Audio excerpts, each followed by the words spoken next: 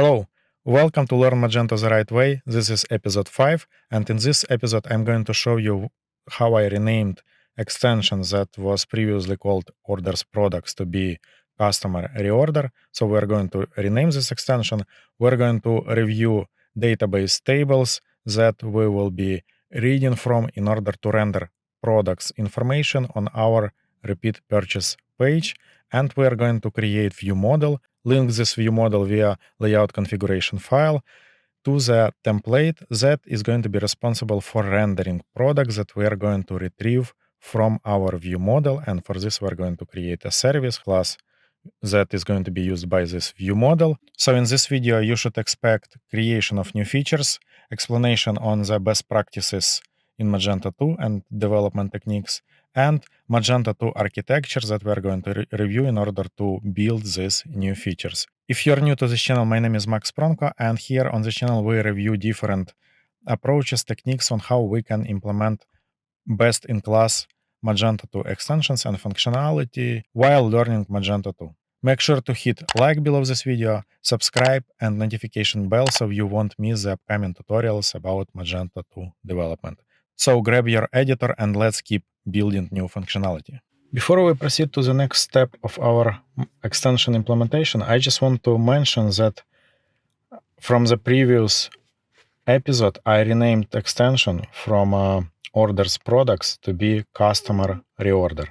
And it means that all the changes that are applicable for such change were applied.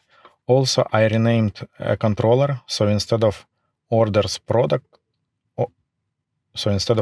Products controller, now it's called Index. So it's some sort of simplification. And directory, previously it was account directory, and now it's reorder. So the full path to the or URL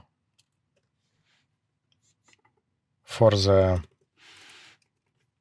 new page or page with products that we're going to implement is Customer Reorder Index, and name of the page is Repeat Purchase.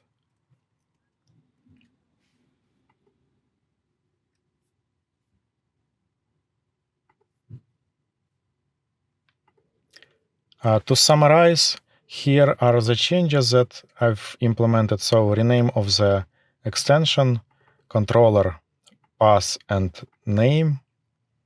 Then some naming convention for the plugin, plugin name of the extension, some more changes, change in label here and there, and that's it. It's also important to mention that now an layout XML file was renamed from customer account orders products.xml to be customer reorder index.xml. And as the result, here I have repeat purchase menu item, a repeat purchase label, and a message that was implemented in the previous episode where we show that we don't have any products, and this is where we will start our implementation and adding some logic in order to load products on this page. The idea behind this page is that here we will show products that were previously purchased by this current customer. And if we will navigate to My Orders, we can see we have two orders, and one of the order includes a product. It's a configurable product that has SKU, name, configurable options or selections like size and color. So this is an order that was created or customer purchased a product, and as a result we have order, and we have two such orders. From database experience, what we have here, we have database table called sales order, and here we have columns that we may want to use. So first and important one is customer ID.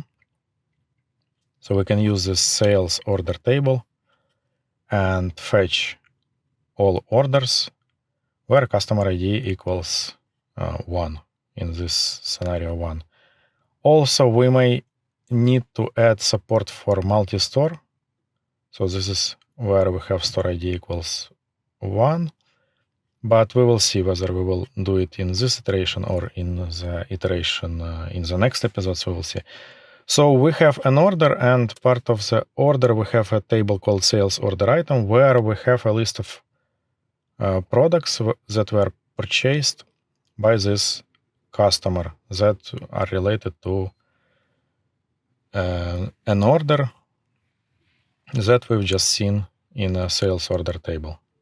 Technically, we can create a view model class that will rely on the service class, and the service class is going to be responsible for fetching orders, and we will retrieve some data transfer object with the data that is required for our template on the repeat purchase page. So we can get access to orders. From orders, we can get access to order items or products. We can render then products here.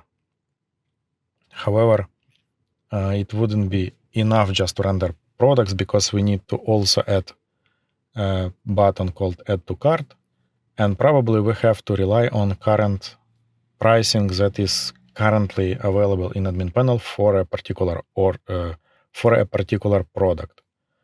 So not only we have to rely on order item table, but also on a table on a product actual data related to pricing. So if we will have a look at the product entity tables, the price is going to be in catalog product entity decimal. So one of the attributes that we have to find, which one? It could be also 77. Yes, 77 attribute ID is our price. So basically we have to rely on the data, current data from catalog product entity database tables. And if we will start with view model PHP class implementation, so we can start wrapping our logic and preparing for loading products from a database based on orders purchased or placed by the current customer. Let's go ahead and open templates list, and here is the place where we will start pulling a view model from the block with the help of getData. We can call it view model, and we can also add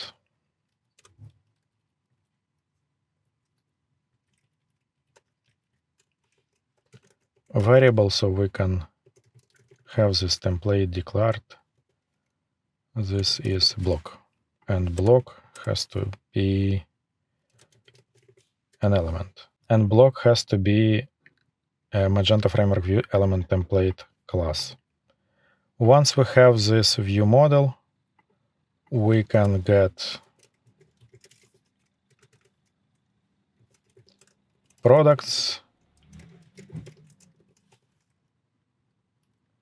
and we can verify if empty products, we will show this message. Or else we can start rendering products in a for each.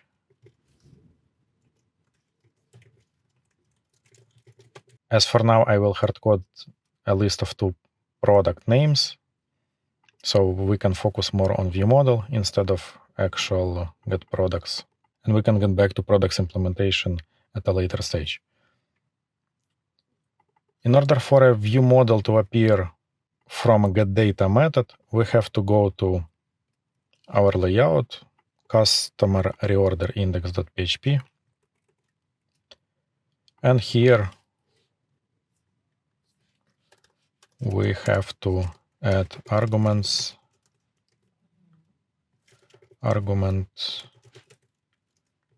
name view model XSI type object.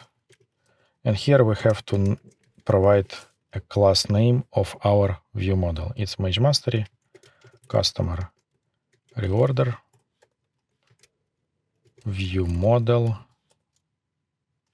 And we have to name our view model. So our view model will be located in a view model directory. And I will call it product list view model.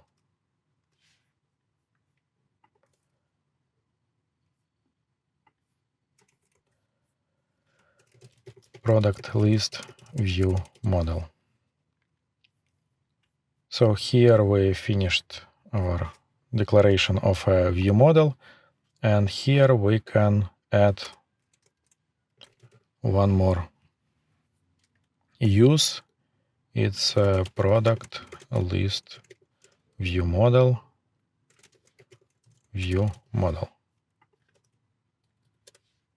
We can import this class or replace it with use.